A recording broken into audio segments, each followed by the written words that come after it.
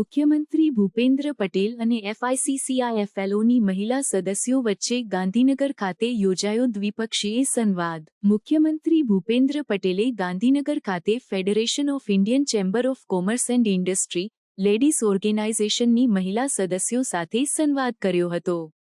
આ સંવાદ દરમિયાન એફઆઈસીસીઆઈએફએલઓના અધ્યક્ષ શિવાની પટેલ ઉપરાંત એફઆઈસીસીઆઈએફએલઓની મહિલા સદસ્યાઓએ આ પ્રસંગે ઉપસ્થિત રહીને મુખ્યમંત્રી સાથે વાર્તાલાપ કર્યો હતો।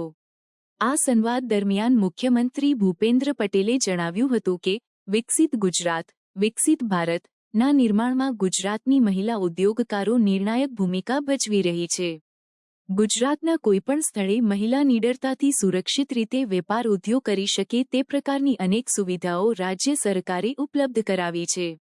રાજ્ય સરકારની મહિલા ઉત્થાનની યોજનાઓ અને નીતિઓને પરિણામે આજે ગુજરાતની અનેક મહિલાઓ ઉદ્યોગ સાહસિક બની રહી છે।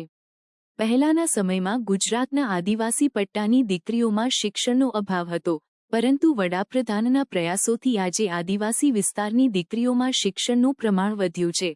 આદિવાસી દીકરીઓ વિજ્ઞાન પ્રવાહમાં ભણી રહી હોવાથી રાજ્ય સરકારે તેમના વિસ્તારમાં મેડિકલ કોલેજો શરૂ કરીને તેમની વધુ સારી કારકિર્દી બનાવવા માટેના પ્રયાસો કર્યા છે, તેમ તેમણે કહ્યું હતું। મહિલા સ્વાવલંબનના હેતુને વધુ વેગવાન બનાવવા માટે તમારા જેવી મહિલા ઉદ્યોગ સાહસિકોનું યોગદાન મહત્વપૂર્ણ છે, તેમ જણાવી એફઆઈસીસીઆઈએફએલઓની મહિલા સદસ્યોને ગરીબ અને જરૂરિયાતમંદ પરિવારની મહિલાઓને મદદરૂપ થઈ તેમને સ્વાવલંબી બનાવવા માટેના પ્રયાસો કરવા માટે મુખ્યમંત્રીએ અનુરોધ કર્યો હતો।